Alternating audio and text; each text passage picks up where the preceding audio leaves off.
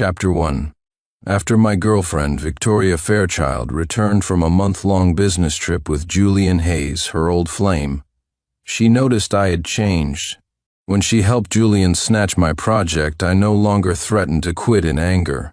Instead, I bent over backwards, diligently helping him write the proposal. When she destroyed the design I'd painstakingly completed so Julian could get the year-end bonus, I didn't try to prove my case anymore. Instead, I took the fall, letting her punish me as she saw fit. Even when she wanted to give Julian an unconventional promotion to general manager, I wasn't angry. I even voluntarily offered up all my shares in the company for her to distribute freely. Victoria wondered why I had suddenly become so obedient. Julian was smug. "It must be your cold shoulder treatment working," he told her. "See, didn't I tell you? Let him experience losing you once, and he'll behave." It dawned on Victoria. Smiling, she praised my newfound sensibility, promised me a promotion, and, unprecedentedly, told me I could propose to her. But she seemed to have forgotten that during our silent treatment period, she had already signed my resignation agreement, and I had already broken up with her. From then on, it was a clean break. We had nothing more to do with each other. "This project proposal is urgent. Finish it before the end of the day," Victoria Fairchild stated coldly, tossed a thick stack of files heavily onto my desk, and turned to leave. Once her figure disappeared around the corner, my colleagues swarmed around my desk, chattering. "Honest, aren't these Julian Hayes' projects? On his projects are the toughest demanding requirements, hard to find data. Forget finishing by tonight, you might not even finish by tomorrow evening." Victoria is way too biased towards him. He doesn't do his own projects, just dumps them on others. They gathered around me, speaking freely. I knew perfectly well they weren't really defending me, they just loved watching the drama unfold. Everyone knew that the president, Victoria Fairchild, was my girlfriend, yet she heavily favored my arch-nemesis, Julian Hayes. Not only had she unconventionally promoted Julian to project department manager, but she had also handed him a multi-million-dollar project that I had spent a month securing and over another month bringing close to completion. When I objected, Victoria held a public vote to decide the project's ownership. These same colleagues, while pretending to sympathize with me, unanimously voted for Julian. Afterward, they explained it away, claiming they bowed to Victoria's pressure and asked me to look after the new colleague. Similar incidents happened many times after that. My colleagues were still feigning indignation on my behalf. This time, however, instead of storming into Victoria's office to confront her as I used to, I calmly accepted the project files. Seeing this, several colleagues stared wide-eyed, about to say more.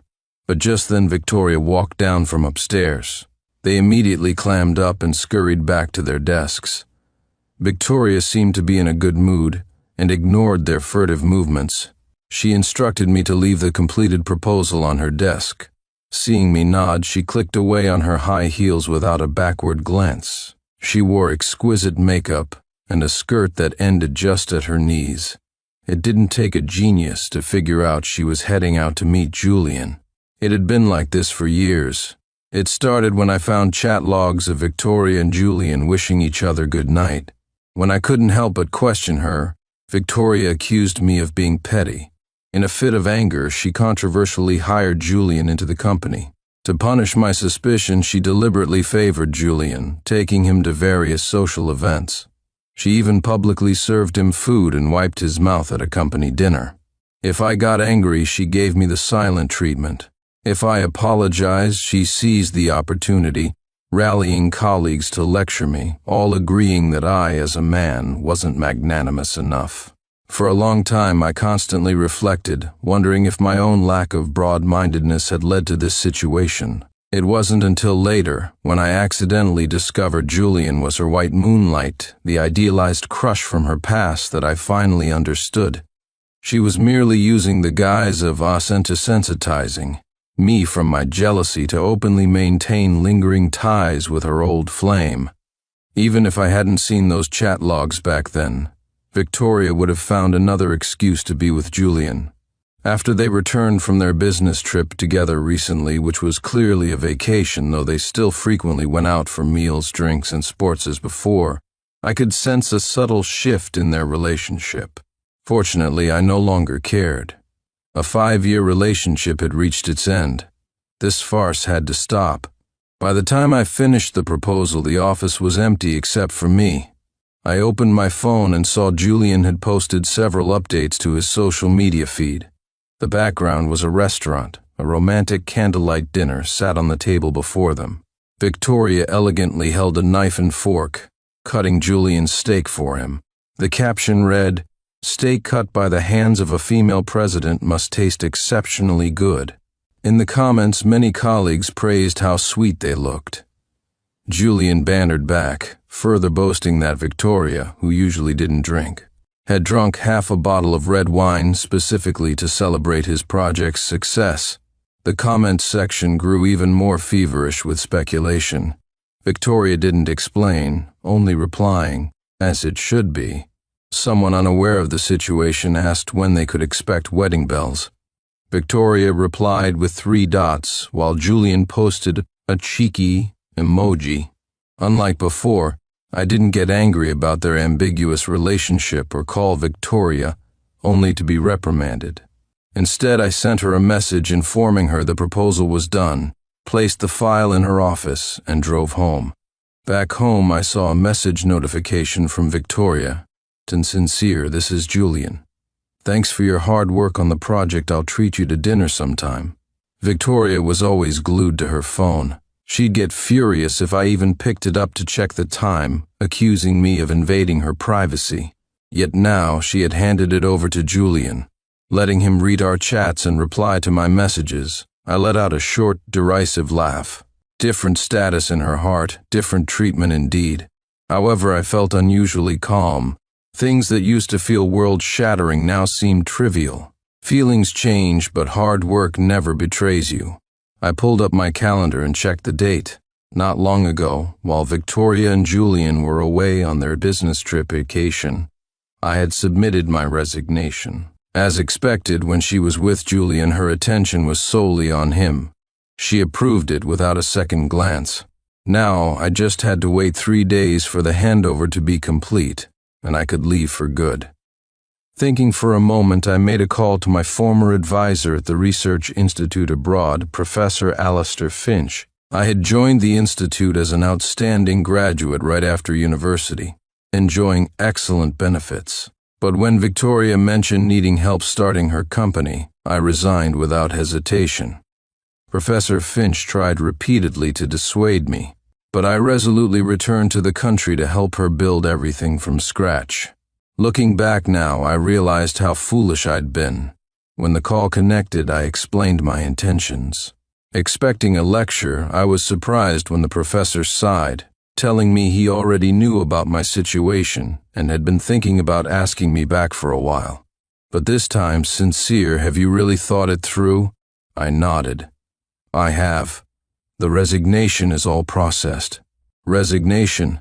What resignation?" An exclamation came from behind me. I turned to see Victoria pushing the door open and walking in. "2." I glanced down. Professor Finch had already ended the call. I naturally turned off my phone screen. And a friend, planning to resign from their company. Victoria frowned, suspicious. "What friend discusses work with you this late?" As I pondered how to explain, her phone pinged. It was a message from Julian, saying he'd encountered a small stray cat on his way home and had gone out of his way to buy it a sausage from a store. A smile involuntarily touched Victoria's lips. Seemingly remembering I was still there, Victoria suppressed her smile and addressed me perfunctorily.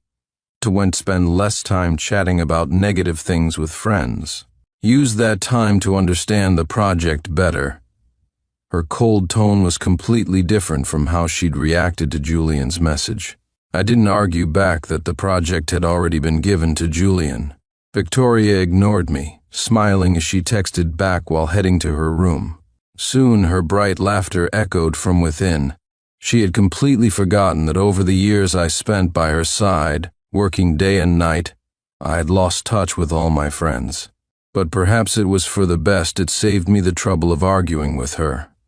I returned to the small study converted from a storage room and took out the English materials I hadn't finished reading. After 5 years, the research focus at the Institute had shifted. To return, even with Professor Finch's help, my own skills needed to be sharp. Luckily, my foundation was solid, and picking it up again wouldn't take too long. "Are you reading an English journal?" Just as I was engrossed, Victoria entered without me noticing. She reached out, took the journal, flipped through a couple of pages, and tossed it back. She scoffed lightly. "What are you reading this for? Can you even understand it?" "I'm just browsing." I put the materials away, my tone indifferent. "Did you need something?" Previously, whenever Victoria sought me out, I was always enthusiastic. Perhaps caught off guard by my coldness, she hesitated for a moment. Her expression was a little unnatural. "There is something, and Julian just completed a major project. I'm planning to promote him, partly to encourage other employees too. What do you think?" Victoria looked at me. She asked for my thoughts, but I knew she was merely informing me, not truly seeking my opinion. Still, I nodded, and have no objection. "And rewards must be balanced with penalties, otherwise the team is hard to manage. You haven't completed a project in a long time, so I was thinking of temporarily transferring you to an entry-level position. I'll move you back up later. Oh, don't worry, it won't be for long. I'm doing this for the overall good. You're my boyfriend. You should support me, right?" I scoffed internally. So she still didn't know I had resigned. She could deduce Julian's mood from subtle clues and know his preferences through small details. Yet here I was, her supposed boyfriend, whose resignation letter she had personally signed, and she remained utterly clueless. Indeed, care and indifference were evident in just a few words. Seeing my silence, Victoria assumed I was about to argue like before, and her face immediately darkened. "It doesn't matter if you disagree. I've already sent out the notice, and your office has already been given to Julian. Either you accept the transfer, or you leave," she threatened. "But let me give you some advice. The company is preparing to go public. You should think carefully before leaving." Her tone was confident I wouldn't leave. This kind of thing had happened countless times.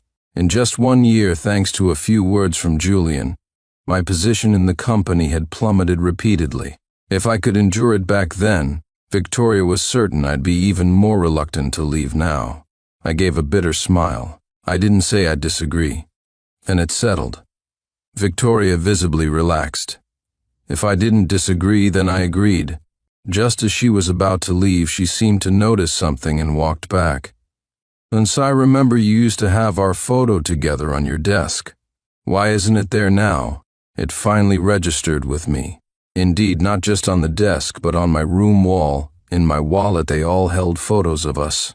I had constantly used them to remind myself that no matter what Victoria did, she loved me.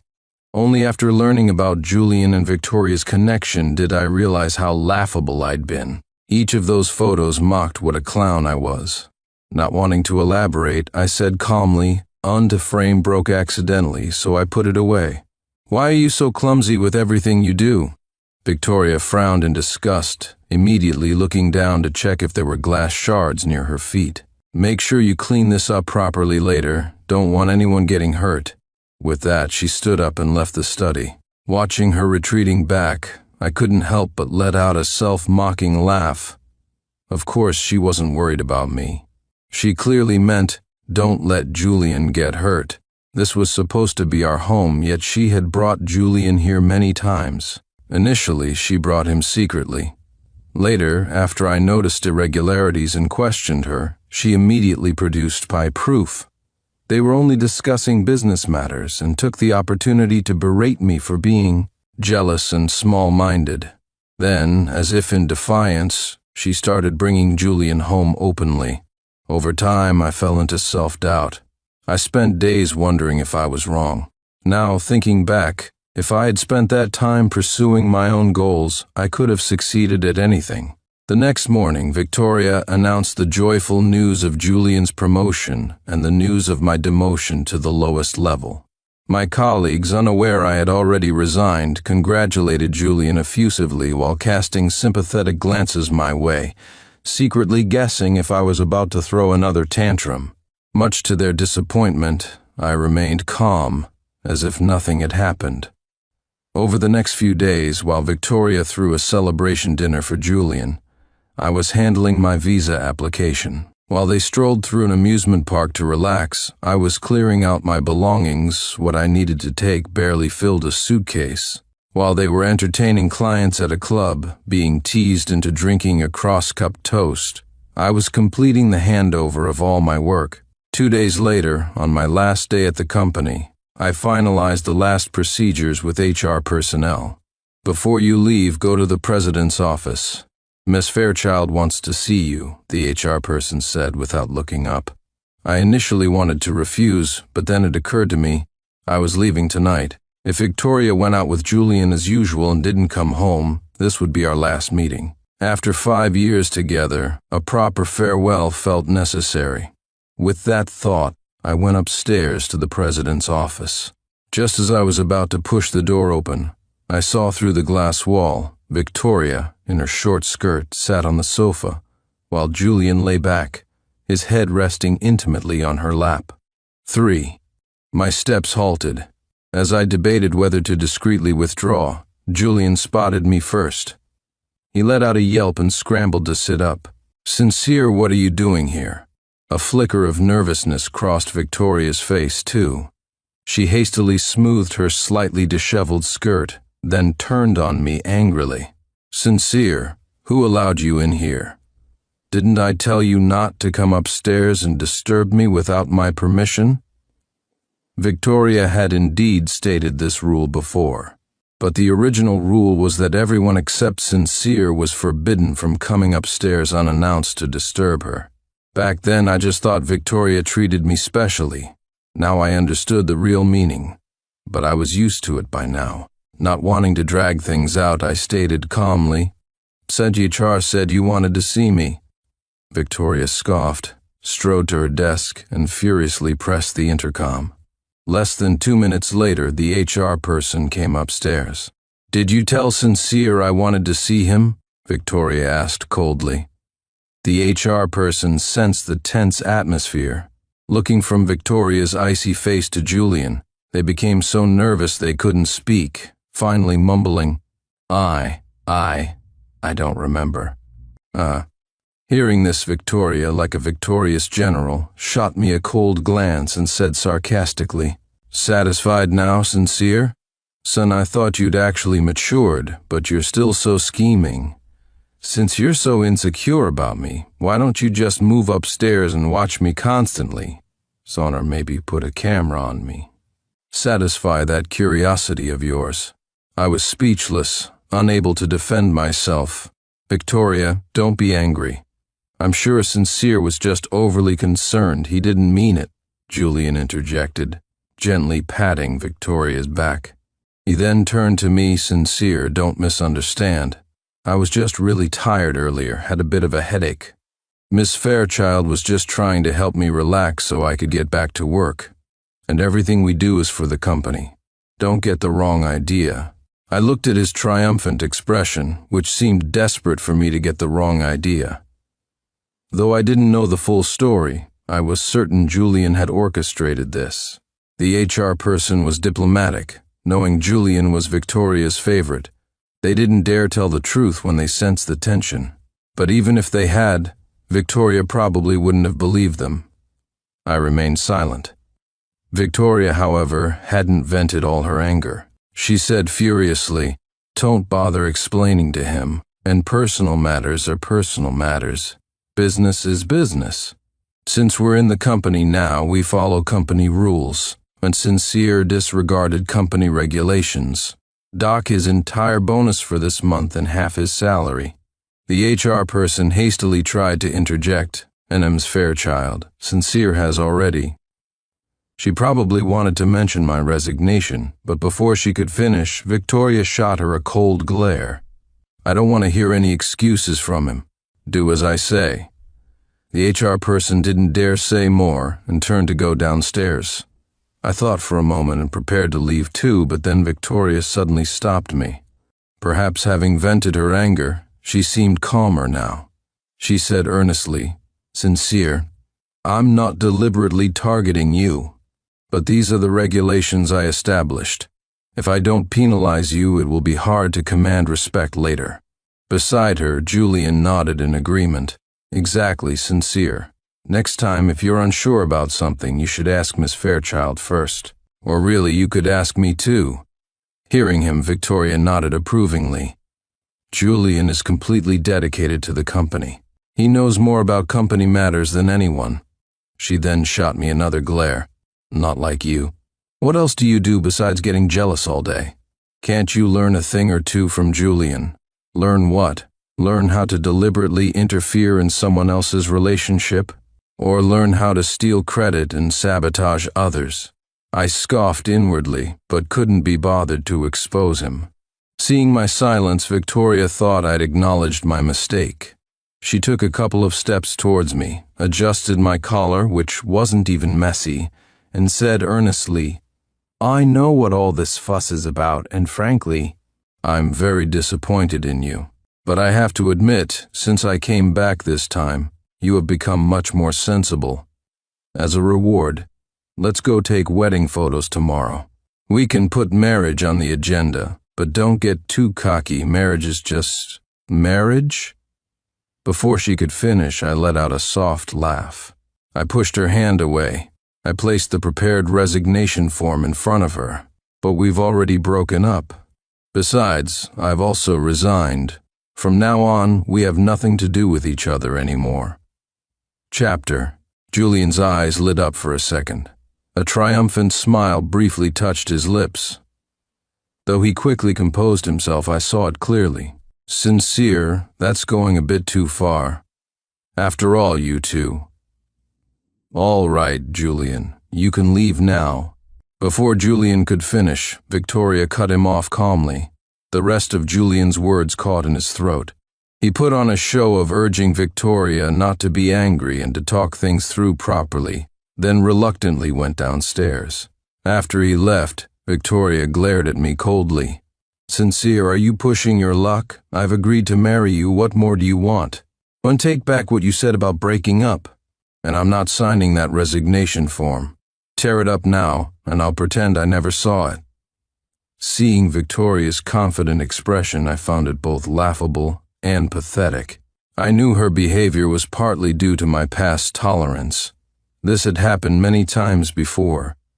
Whenever Victoria offered an olive branch, I would meekly accept it, continuing our facade of a loving relationship.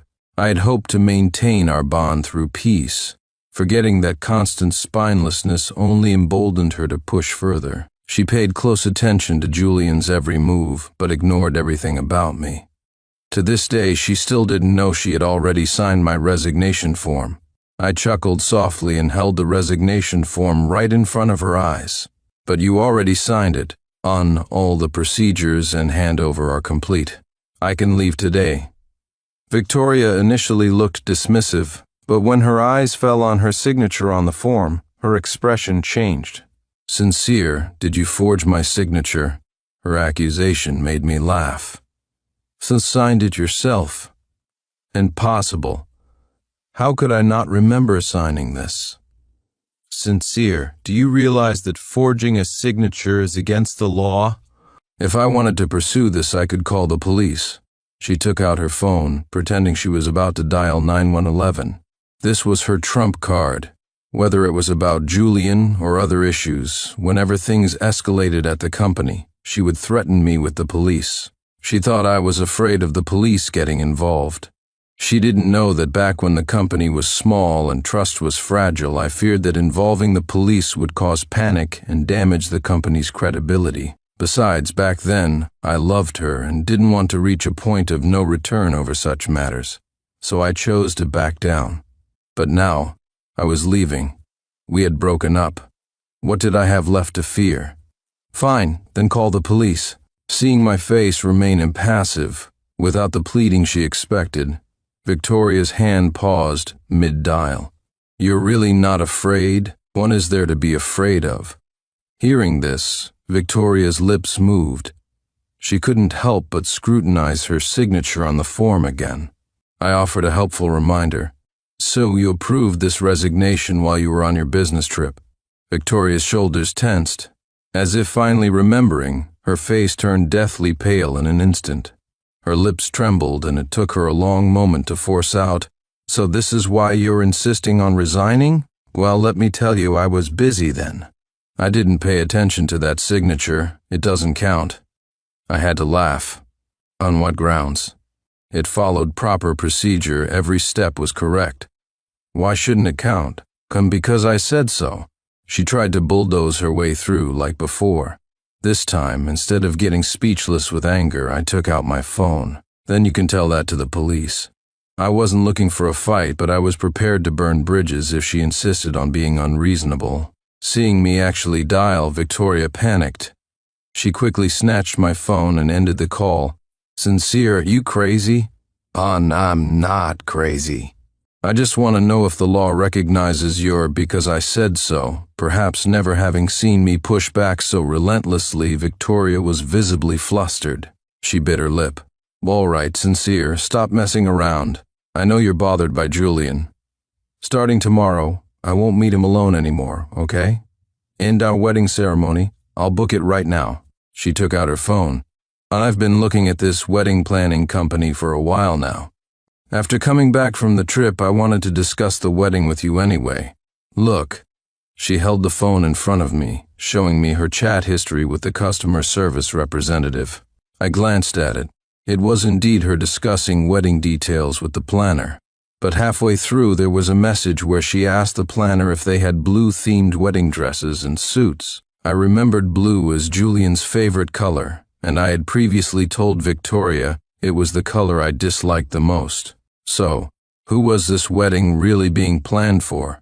The answer was obvious. I gave a sarcastic smile and said calmly, "All right, my flight is tonight.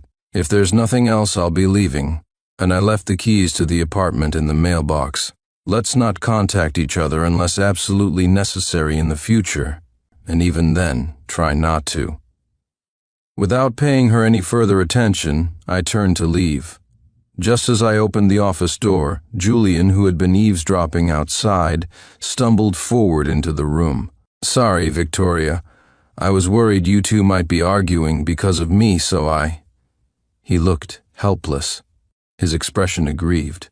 "Sincere, I overheard you saying you're leaving because of me. Please don't do that. Victoria loves you very much. She can't live without you. I apologize. I'll leave the company today, all right?" He made a show of grabbing a blank piece of A4 paper from Victoria's desk, pretending to write a resignation letter. Watching his over-the-top performance, I found it comical. But typically, Victoria couldn't see through it. She anxiously snatched the paper and pen from Julian's hand, declaring righteously, "'Tis has nothing to do with you, you're innocent. If anyone should leave, it shouldn't be you. But if Sincere leaves, what will happen to the company?" Julian feigned concern. "I refuse to believe the company can't function without Sincere Clark." Victoria shot me a cold look. Perhaps spurred on by Julian's offer to leave, she now showed no intention of holding me back. She spoke to me coldly. "Sincere, think carefully. The company will carry on just fine without you. But once you leave, you might not find another boss who treats you as well as I have. As if you want to leave, I won't stop you." Before she could finish, I strode out of the office. Victoria's furious voice followed me. "Sincere, don't you regret this?" Naturally, I wouldn't regret it. That evening, I took my luggage to the airport and boarded a flight overseas. Upon arrival that night, Professor Finch helped arrange everything at the Institute. The next day, I smoothly rejoined the research facility, continuing the dream I once pursued. Back when Victoria first mentioned liking robotics, I chose it as my major at the beginning of university and dedicated myself to research afterward. Over time, her interests changed again and again, but through daily study, I fell deeper and deeper in love with the field. Even though I had spent years at Victoria's company doing work unrelated to robotics, I always kept up with developments in the field during my spare time. Therefore, picking up the research again didn't feel too daunting. During this period, Victoria sent a few more messages, essentially implying she still didn't believe I would actually leave her and offering a few more olive branches. I didn't reply. Victoria then sent me a couple of photos. It was Julian's transfer notice, and I've investigated.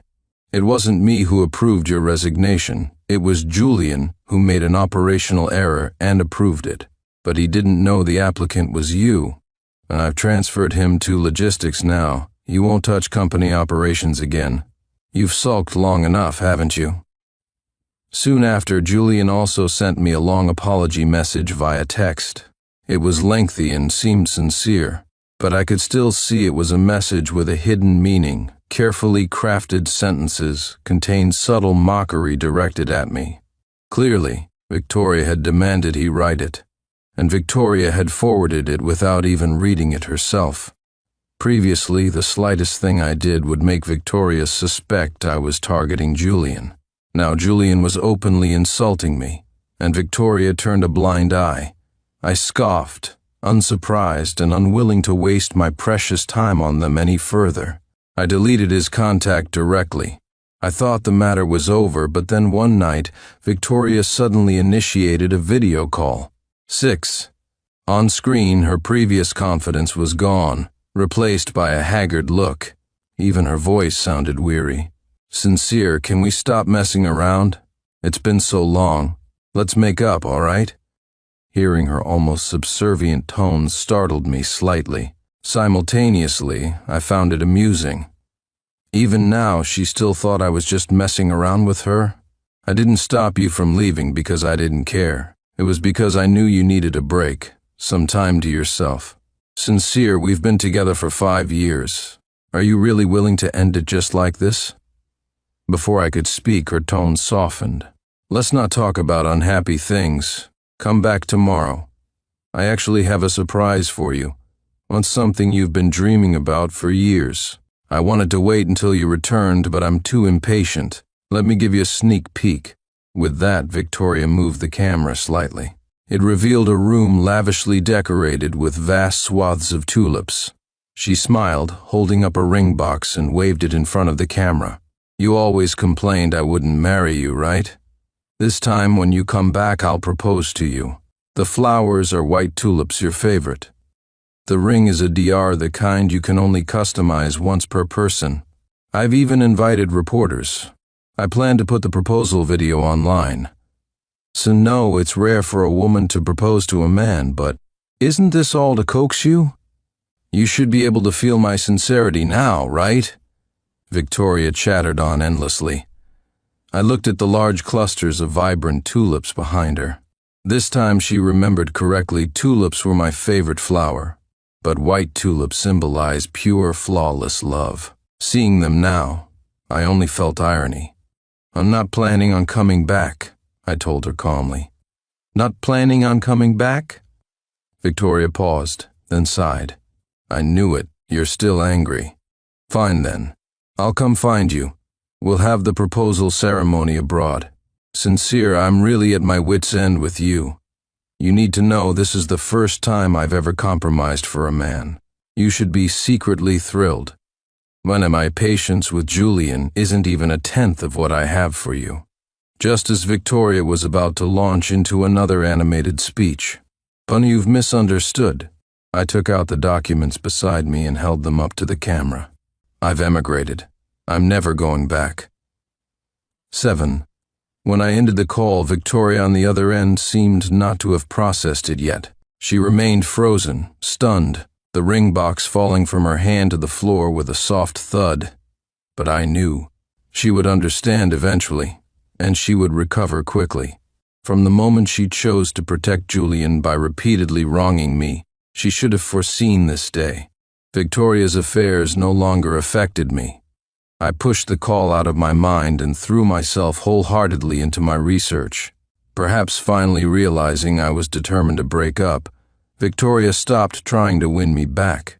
She began flaunting her relationship with Julian openly, traveling everywhere with him, showing off their affection, and live streaming their blissful moments on social media. We became like two parallel plot lines in a TV show. While they celebrated landing a deal over a candlelight dinner, I was in the lab testing software. While they were shopping, hitting up trendy restaurants, I was racking my brains, battling a technical glitch. While they were out entertaining, getting drunk, announcing their relationship on social media, and accepting everyone's blessings, I had a flash of insight, finding a novel approach to a problem. A month later, hard work paid off. We finally overcame the long-standing challenge of enabling robots to autonomously maintain balance in dynamic environments. Although the high cost remained a significant hurdle, technological progress is inherently slow and profound. No one knew what the future held, but everyone was ecstatic about that day's success. That evening, Professor Finch was overjoyed and booked a 5-star hotel to celebrate the breakthrough. After several rounds of drinks, his face was flushed, and he gripped my hand, rambling on, lamenting my abrupt departure years ago. If I had been there, he mused, perhaps this challenge would have been conquered 2 years earlier. He pulled me forward, proclaiming to the assembled junior and senior researchers that I was his most outstanding student. I felt a bit embarrassed. At the same time, I did feel regret for myself. Those 5 years, potentially my prime time to shine, had ultimately amounted to nothing. But thankfully it wasn't too late now. After the celebration ended, we all headed home. As I approached the yard of my rented house, I saw a familiar figure. Thinking the alcohol was playing tricks on me, I rubbed my eyes. But Victoria saw me first and hurried towards me, her steps unsteady. As she got closer, I smelled the alcohol on her breath. She seemed to have drunk quite a lot. I frowned slightly. She stopped less than a meter away from me, and seemed to have gained some weight. Strange. She had never paid attention to my appearance before. Under the streetlight, I saw her eyes were slightly red. I smiled faintly. No worries, eating well, sleeping well. Naturally put on some weight. I used to be quite thin. At 182 centimeters tall, I weighed just over 100 lbs. Between taking care of Victoria and simmering with resentment over her favoritism towards other men, I couldn't eat properly and developed mild anorexia. Only after coming abroad and recovering over time did I return to a normal weight level. "What are you doing here?" I looked at her calmly, as if seeing a stranger. Victoria seemed to sense it too. She bit her lip. "Sincere, Julian and I broke up, and I've thought it over. I'm willing to give up everything and come abroad with you." 8. I know you're still angry with me, but I realize I was wrong. I'll figure out how to deal with the company back home, and then we can forget everything and start over. I looked at her determined expression and found it amusing. Are you figuring out how to deal with it, or is the company already about to declare bankruptcy and liquidate? Although I hadn't been following Victoria's affairs, a former colleague I was still friends with occasionally messaged me with updates. She told me that not long after I left, a project Julian was responsible for ran into serious problems, resulting in a massive compensation payout. Victoria and Julian had spent considerable effort pleading with the client. Eventually worn down, the client agreed to give them one more chance, demanding the project be redone. That coincided with the time Victoria had video called me. I only learned about this later. I wasn't sure if her apology then was genuine or just another attempt to use me by pretending to reconcile. But it didn't matter anymore.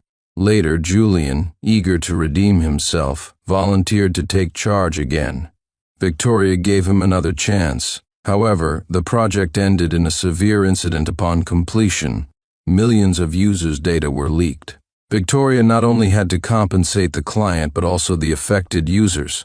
The total damages amounted to at least tens of millions of dollars. It meant years of her hard work were about to be wiped out. Seemingly shocked that I knew about this, Victoria stared at me, stunned.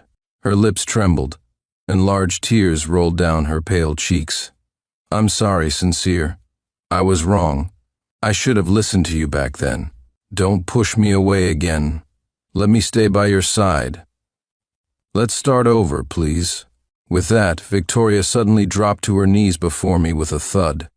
In the past, I would have been unable to bear it and would have done anything to help her. But now I felt a profound calmness, as if I were merely an outsider. Perhaps sensing my reaction, Victoria didn't back down. She rolled up her sleeve, revealing stark scars on her fair arm. I recognized them too. The scars formed my name, Sincere. Sincere, I admit I wronged you. But after you left, I suffered too. And every night, seeing the empty room, I couldn't stop thinking about you. Every time I thought of you, I'd carve your name onto my arm. Sen, I only got together with Julian to provoke you, to make you come back. The person I love has always been you. I never thought about breaking up with you, and I never imagined you wouldn't actually come back. I regret it now. I really, really regret it." Victoria wept uncontrollably, clinging tightly to my leg as if afraid I would suddenly disappear. "Curse me, hit me. I deserve it all. I'm willing to endure it. But please don't leave me again, okay?" I was about to push her away, but then, changing my mind, I had another idea. "All right, but I need you to agree to one condition." 9. "What condition?" Victoria grasped at the lifeline, her eyes brightening. I took out my phone, dialed 911 and handed it to her. "See, I have proof that Julian embezzled company funds, evidence of his economic crimes within the company. Call the police now. Make him pay the price he deserves." Hearing this, Victoria froze. "If we get back together, the company becomes our joint asset, protecting our legitimate rights and interests. There should be no hesitation." I pressed the phone into her hand. Victoria hesitated, not pressing the call button. "Sincere, Julian is still young. He worked hard for the company, even if he didn't make huge contributions. And what about me?" I looked at her mockingly. "Own to wrongs I suffered back then, the losses. Are they just forgotten? Besides, with him running free out there, how can I be sure you two have truly severed ties? And if you send him to prison, I'll be able to be with you without any lingering worries." I whispered close to her ear, like a demon's temptation. Victoria's eyes widened as she looked at me, my words seemingly giving her courage. She took a deep breath, clenched her jaw, and pressed the connect button. "Hello?" However, the instant the call connected, before the operator could finish speaking, Victoria suddenly slammed the phone down, hanging up forcefully and tossing it aside. "No, Sincere, I can agree to anything else, but not this. This concerns his whole life. If he really goes to prison, his entire life is ruined." I laughed. I had expected her choice. I slowly walked over, bent down, and picked up the phone. "See, even now your heart holds two people. It's too crowded. Victoria, your love isn't pure. It isn't clean. And since you choose him, don't come back here again. It's better for both of us." Victoria started to say something more, but just then her phone rang. After listening, her eyes widened in shock. She muttered an "I'm sorry," and turned and ran off. Watching her retreating back, I felt a strange sensation. It felt like an unprecedented release, as if something had been completely stripped away from my chest. It wasn't until the next day when I received a message that I finally understood the reason for that feeling. 10. Early the next morning, I received a message from a former colleague. He told me Victoria had been in a very serious car accident, nearly died, but was saved by passers-by who rushed her to the hospital. She had pulled through. What surprised me was that after waking up, Victoria seemed dazed for a long while, staring blankly. Then the first thing she did upon regaining clarity was to take Julian Hayes to court. I learned later that the day Victoria had rushed off so frantically, the call she received was from Julian, asking for help. But when Victoria arrived, Julian revealed his true colors. He attempted to murder her, planning to stage it as an accidental car crash to collect a large life insurance payout. Luckily, passers-by intervened, saving Victoria's life. I believe that this time she finally saw Julian for who he truly was. In court, Victoria acted completely out of character. Resolute, armed with ample evidence, she mercilessly pursued the case, ensuring Julian faced the harshest possible sentence. Julian pleaded and broke down in tears multiple times, but this time her heart remained unmoved. Afterward, she wrote a will, transferring all her assets to my name. Then she jumped from the roof of a 30-story building. At that time, our research had just achieved another breakthrough. I pondered for a couple of seconds, then donated her entire estate to the research institute in her name. Let the dead rest. After all that, everything that had happened now felt like an illusion. End.